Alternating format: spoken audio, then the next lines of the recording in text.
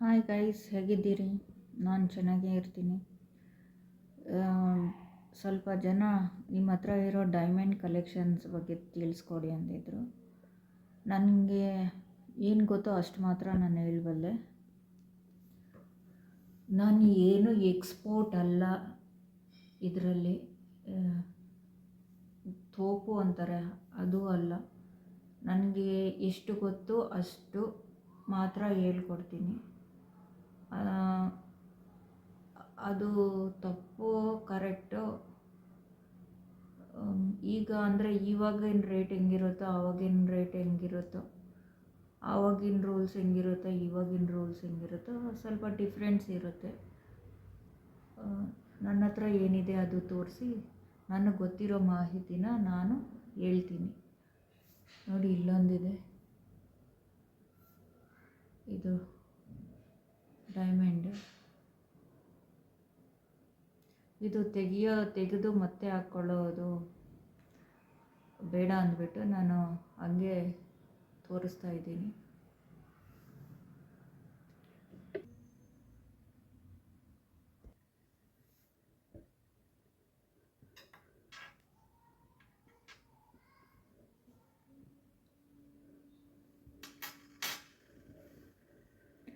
ಇದನ್ನು ನಾವು ಗೋಲ್ಡಲ್ಲೂ ಮಾಡಿಸ್ಕೊಬೋದು, ಪ್ಲ್ಯಾಟಿನಮಲ್ಲೂ ಮಾಡಿಸ್ಕೊಬೋದು. ಪ್ಲ್ಯಾಟಿನಮಲ್ಲಿ ಮಾಡಿಸ್ಕೊಂಡ್ರೆ ಉತ್ತಮ, ಅದು ತುಂಬ ಸ್ಟ್ರಾಂಗ್ ಇರುತ್ತೆ. ನೋಡಿದ್ರಲ್ಲ,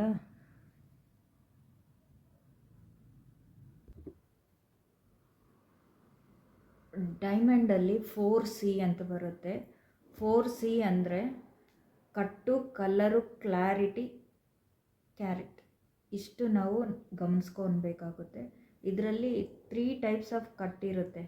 ಶಾಲಾ ಕಟ್ಟೊಂದು, ಐಡಿಯಲ್ ಕಟ್ಟೊಂದು, ಡೀಪ್ ಕಟ್ಟೊಂದು. ಶಾಲಾ ಕಟ್ಟು, ಡೀಪ್ ಕಟ್ಟು ಅವು ಪರ್ಫೆಕ್ಟ್ ಆದ ಕಟ್ಟಲ್ಲ. ಐಡಿಯಲ್ ಕಟ್ಟು ಅಂತ ಬರುತ್ತೆ, ಅದು ಉತ್ತಮವಾದದ್ದು, ಅದು ಪರ್ಫೆಕ್ಟ್ ಕಟ್ಟಾಗಿರುತ್ತೆ. ಅಂದರೆ ಶೇಪ್ಗಳು ಹೇಳ್ತಾ ಇರೋದು, ಡೈಮಂಡ್ ಶೇಪ್ಗಳಿರುತ್ತೆ ನೋಡಿ, ಅದು. ಮತ್ತು ಇದ್ರ ಕಾಸ್ಟ್ ಕೂಡ ಈ ಶಾಲೋ ಕಟ್ಗೆ ಡೀಪ್ ಕಟ್ಗೆ ಕಂಪೇರ್ ಮಾಡಿದ್ರೆ ಐಡಿಯಲ್ ಕಟ್ ಕಾಸ್ಟು ತುಂಬ ಜಾಸ್ತಿ ಇರುತ್ತೆ. ಡಿ ಇಂದ ಝೆಡ್ವರೆಗೂ ಕಲ್ಲರ್ ಇರುತ್ತೆ.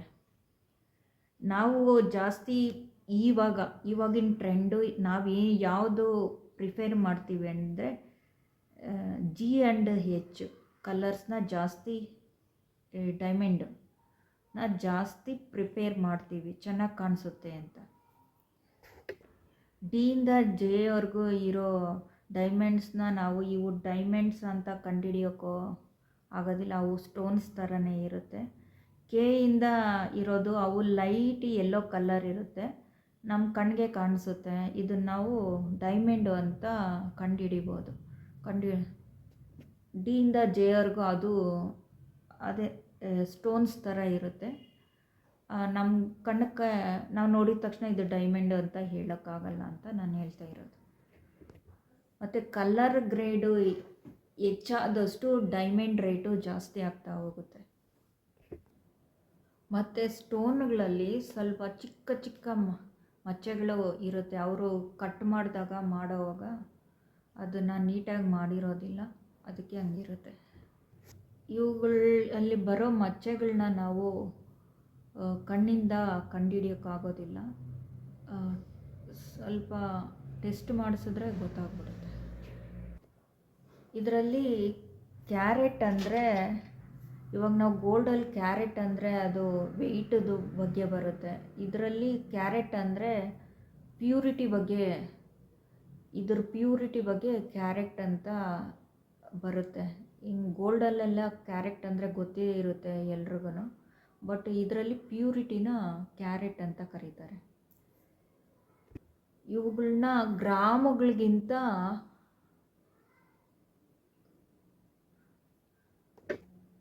ಕಮ್ಮಿ ಕ್ಯಾರೆಟ್ಸಲ್ಲಿ ತೂಕ ಹಾಕ್ತಾರೆ, ಯಾಕೆಂದರೆ ಇದು ತುಂಬ ಕಾಸ್ಟ್ಲಿ. ಅದಕ್ಕೆ 5 ಕ್ಯಾರೆಟ್ಗೆ 1 ಗ್ರಾಮ್ ಡೈಮಂಡ್ ಅಂತಾರೆ. 1 ಕ್ಯಾರೆಟ್ಗೆ 0.2 ಗ್ರಾಮ್ಸ್ 1 ಕ್ಯಾರೆಟ್ ಅಂತ ಕರೀತಾರೆ. ನಾವು ಮತ್ತು ಡೈಮಂಡ್ಸ್ನ ಕೊಂಡ್ಕೊಳ್ಳೋವಾಗ ಅಂಗಡಿಯವರು ಒಂದು ಸರ್ಟಿಫಿಕೇಟ್ ಕೊಡ್ತಾರೆ. ನಾವು ಯಾವ ಅಂಗಡಿಯಲ್ಲಿ ಕೊಂಡ್ಕೊಂಡಿರ್ತೀವೋ ಆ ಅಂಗಡಿಯಲ್ಲೇ ಹೋಗಿ ಮಾರಾಟ ಮಾಡಬೇಕು. ಈಗ ಗೋಲ್ಡ್ ಥರ ಅಲ್ಲ, ಗೋಲ್ಡು ತೆಗೆದುಕೊಂಡು ನಾವು ಯಾವ ಅಂಗಡಿಗೆ ಹೋದ್ರೂ ಹಾಕಿಸ್ಕೊತಾರೆ, ಎಕ್ಸ್ಚೇಂಜ್ ಮಾಡಿಕೊಂಡು ಅಮೌಂಟು ಅಥವಾ ಬೇರೆ ಗೋಲ್ಡು ಕೊಡ್ತಾರೆ. ಆದರೆ ಡೈಮಂಡ್ ಆ ಥರ ಇಲ್ಲ. ನಾವು ಯಾವ ಅಂಗಡಿಯಲ್ಲಿ ತೆಗೆದುಕೊಂಡಿರ್ತೀವೋ ಆ ಅಂಗಡಿಗೆ ಹೋಗಬೇಕು, ಆ ಅಂಗಡಿಗೆ ಕೊಡಬೇಕು. ಮತ್ತು ಈ ಡೈಮಂಡು ಒಂದೊಂದು ಅಂಗಡಿಯಲ್ಲಿ ಒಂದೊಂದು ರೇಟ್ ಇರುತ್ತೆ. ಅದೇ ಸೇಮ್ ಇದೆ, ಸೇಮ್ ಕ್ಯಾರೆಟೇ. ಇವಾಗ ಈ ಡೈಮಂಡು ಈ ಅಂಗಡಿಯಲ್ಲಿ ಒಂದು ರೇಟ್ ಆದರೆ ಇದೇ ಡೈಮಂಡು ಇನ್ನೊಂದು ಅಂಗಡಿಯಲ್ಲಿ ಇನ್ನೂ ಕಮ್ಮಿಗೂ ಸಿಗುತ್ತೆ, ಜಾಸ್ತಿಗೂ ಸಿಗುತ್ತೆ. ಏಕೆಂದರೆ ಇದನ್ನು ಬಂದು ಗೋರ್ಮೆಂಟ್ ಅವರು ಡಿಸೈಡ್ ಮಾಡಲ್ಲ. ಅಂಗಡಿಯವರು ಅವ್ರಿಗೆ ಎಷ್ಟು ಬೇಕೋ ಅಷ್ಟು ಅಮೌಂಟ್ ಇಟ್ಕೊಂಡು ಡಿಸೈಡ್ ಮಾಡ್ಕೊಂಡಿರ್ತಾರೆ. ಅದಕ್ಕೆ ನಾವು ತೆಗೆದುಕೊಳ್ಳೋವಾಗ ಒಂದು 4-5 ಅಂಗಡಿಗಳನ್ನ ವಿಚಾರಿಸಿ ಡೈಮಂಡ್ನ ಹುಷಾರಾಗಿ ತೆಗೆದುಕೊಬೇಕಾಗುತ್ತೆ. ಮತ್ತು ನಾವು ಮಾರಾಟ ಮಾಡೋವಾಗಲೂ ಅಷ್ಟೇ, ಅವರು ನಮಗೆ ಎಷ್ಟು, ಇವಾಗ ನಾವು ಡಿಸ್ಕೌಂಟ್ ಟೈಮಲ್ಲಿ ಹೋಗಿ ಡಿಸ್ಕೌಂಟ್ ನೋಡಿ ತೆಗೆದುಕೊಂಡಿರ್ತೀವಿ, ಡಿಸ್ಕೌಂಟ್ ಕೊಟ್ಟಿರ್ತಾರೆ. ನಾವು ಇವಾಗ ಅದನ್ನು ಎಕ್ಸ್ಚೇಂಜ್ ಮಾಡುವಾಗ ಅಥವಾ ಮಾರಾಟ ಮಾಡುವಾಗಲೂ ಆ ಡಿಸ್ಕೌಂಟ್ ಕೂಡ ಕ್ಯಾಲ್ಕುಲೇಟ್ ಮಾಡಿ ಅವ್ರು ಕೊಡೋದು. ಅವರೊಂದು ಸರ್ಟಿಫಿಕೇಟ್ ಕೊಟ್ಟಿರ್ತಾರೆ. ಸಪೋಸ್ ಅದೇನಾದರೂ ಕಳೆದೋಗಿದ್ರೆ ನಾವು ಆ ಅಂಗಡಿಯವ್ರ ಹತ್ರಗೆ ಹೋಗಿ ಮತ್ತೆ ಅವರು ಅದನ್ನೆಲ್ಲ ಟೆಸ್ಟ್ ಮಾಡಿ ಇನ್ನೊಂದು ಸರ್ಟಿಫಿಕೇಟ್ ಕೊಡ್ತಾರೆ. ಅದಕ್ಕೆ ನಾವು ಎಕ್ಸ್ಟ್ರಾ ಪೇ ಮಾಡಬೇಕಾಗುತ್ತೆ. ಸರ್ಟಿಫಿಕೇಟ್ ಅಂತೂ ತುಂಬ ಇಂಪಾರ್ಟೆಂಟು. ನಾವು ಎಷ್ಟು ವರ್ಷ ಇಟ್ಕೊಂಡಿದ್ರೂ ಸರ್ಟಿಫಿಕೇಟ್ನ ಜೋಪಾನವಾಗಿ ಇಟ್ಕೊಬೇಕಾಗುತ್ತೆ. ಒಂದು ಅಂಗಡಿಯಲ್ಲಿ ಈ ಡೈಮಂಡು 55K ಆಗಿದ್ರೆ ಇನ್ನೊಂದು ಅಂಗಡಿಯಲ್ಲಿ ಅದೇ ಡೈಮಂಡು 80K ಆಗಿರುತ್ತೆ. ಡೈಮಂಡ್ ಕೊಂಡ್ಕೊಳ್ಳೋದು ಅಷ್ಟು ಸುಲಭ ಅಲ್ಲ, ತುಂಬ ಮೋಸ ಹೋಗ್ತಾರೆ. ಅದು ಸ್ವಲ್ಪ ನಾಲೆಜ್ ಬೇಕಾಗುತ್ತೆ. ಒಂದು ಸ್ವಲ್ಪ ಅಂಗಡಿಗಳನ್ನ ತಿರುಗಿ ನೋಡಿ ಆ ನಂತರ ಕೊಂಡ್ಕೊಬೇಕಾಗುತ್ತೆ.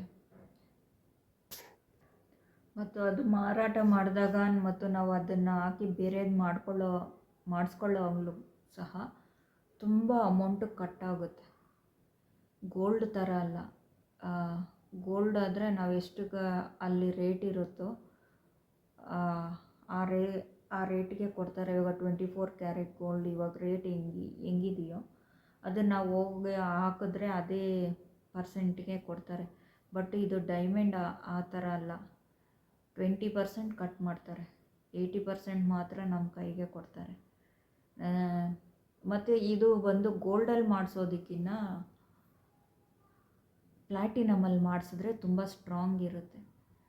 ಗೋಲ್ಡ್ಗಿಂತ ಪ್ಲ್ಯಾಟಿನಮ್ ಕಾಸ್ಟ್ಲಿ. ಅದಾಗಲಿಲ್ಲ ಅಂದರೆ ಗೋಲ್ಡಲ್ಲೇ ಮಾಡಿಸ್ಕೊತಾರೆ. ಆ ಥರನೂ ಮಾಡಿಸ್ಬೋದು. ಮತ್ತು ಈ ಥರ ಚಿಕ್ಕ ಚಿಕ್ಕ ಸ್ಟೋನ್ಸ್ ಇರೋದನ್ನು ತೆಗೆದುಕೊಂಡ್ರೆ ತುಂಬ ಕಾಸ್ಟ್ಲಿ ಬೀಳುತ್ತೆ. ಇದು 50K ಬೀಳುತ್ತೆ. ಅದೇ ನಾವು ದೊಡ್ಡದು ತೆಗೆದುಕೊಂಡ್ರೆ ಇದು 1Kಗೆಲ್ಲ ಬರುತ್ತೆ. ಅಂದರೆ ಇದು ಒಂದು ಸ್ಮಾಲ್ ಸ್ಟೋನು ಅಷ್ಟು ಬೀಳುತ್ತೆ, 50K ಆ ಥರ ಬೀಳುತ್ತೆ. ಇದು ಒಂದು 2 ಬೀಳುತ್ತೆ, 2 ಲ್ಯಾಕು, 1.5 ಲ್ಯಾಕು ಆ ಥರ ಬೀಳುತ್ತೆ. ಚಿಕ್ಕ ತೆಗೆದುಕೊಳ್ಳೋ ಬದಲು ಒಂದೇ ಸತಿ ದೊಡ್ಡ ಸ್ಟೋನ್ ಇರೋದು ತೆಗೆದುಕೊಂಡ್ರೆ ನಮಗೆ ಬೆನಿಫಿಟ್ ಜಾಸ್ತಿ. ಈ ಥರ ಚಿಕ್ಕದು ತೆಗೆದುಕೊಂಡ್ರೆ ತುಂಬ ಕಾಸ್ಟ್ಲಿ ಆಗುತ್ತೆ. ಈ ಥರದ್ದು ತೆಗೆದುಕೊಳ್ಳೋಕೆ ಹೋಗಬೇಡಿ. ದೊಡ್ಡದೇ ಒಂದೇ ಸತಿ ತೆಗೆದುಕೊಳ್ಳಿ. ಯಾಕೆಂದರೆ ಅದು ಅವರು ಕೆಲಸ ಮಾಡ್ತಾರೆ ಅಲ್ವಾ, ಕಟ್ಟಿಂಗು ಅದೆಲ್ಲ ಸೇರಿ ತುಂಬ ಚಾರ್ಜ್ ಮಾಡಿಬಿಡ್ತಾರೆ. ಆವಾಗ ನಮಗೆ ತುಂಬ ಕಾಸ್ಟ್ಲಿ ಬೀಳುತ್ತೆ. ನನಗೆ ಗೊತ್ತಿರೋ ಅಷ್ಟು ಇನ್ಫಾರ್ಮೇಷನ್ನು ನಾನು ಹೇಳಿದ್ದೀನಿ. ನನಗೆಷ್ಟು ಗೊತ್ತೋ ಅಷ್ಟು ಹೇಳಿದ್ದೀನಿ. ನಿಮ್ಮ ಅಭಿಪ್ರಾಯನ ಕಮೆಂಟ್ ಮೂಲಕ ಲೈಕ್ ಕೊಡಿ. ಲೈಕ್ ಕೊಟ್ಟು ಸಪೋರ್ಟ್ ಮಾಡಿ. ಯಾರ್ಯಾರು ಸಬ್ಸ್ಕ್ರೈಬ್ ಮಾಡಿಲ್ವೋ ಸಬ್ಸ್ಕ್ರೈಬ್ ಮಾಡ್ಕೊಳ್ಳಿ. ನನ್ನ ಪ್ರಕಾರ ಡೈಮಂಡ್ಗಿಂತ ಗೋಲ್ಡ್ ಬೆಸ್ಟ್. ಗೋಲ್ಡ್ ತೆಗೆದುಕೊಂಡ್ರೆ ನಮಗೇನಾದರೂ ಕಷ್ಟ ಬಂದಾಗ ಏನಾದರೂ ಸೆಲ್ ಮಾಡಿದ್ರೆ ಅಮೌಂಟು ಜಾಸ್ತಿ ಸಿಗುತ್ತೆ. ಡೈಮಂಡ್ ಏನಾದರೂ ಮಾರಾಟ ಮಾಡೋಕ್ಕೋದ್ರೆ ತುಂಬ ಕಡಿಮೆ ಹಣ ಕೊಡ್ತಾರೆ.